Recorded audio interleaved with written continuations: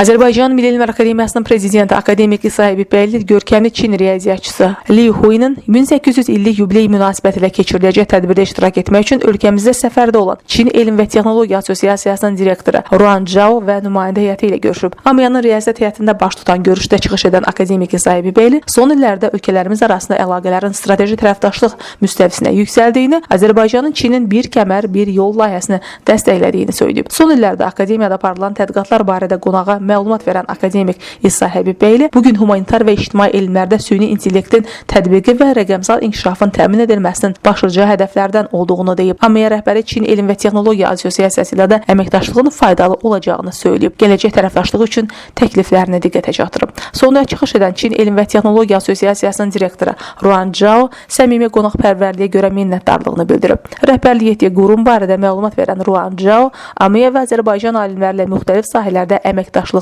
maraqlı olduqlarını deyib, təkliflərini dilə gətirib. Qonaq dünya şöhrətli riyaziyyatçı Liu Huinin yubileyinin Parisdə və bir sıra şəhərlərdə keçirildiyini, Azərbaycanın da yubiley tədbirinə verdiyi dəstəyə görə minnətdarlığını bildirib. Çıxışlardan sonra qarşılıqlı hədiyyələr təqdim edilib, xatirə şəkilləri çəkdirilib. Leyli Naymin qızı Ziya Xudiyev, Fərid Həşimov, Elm TV.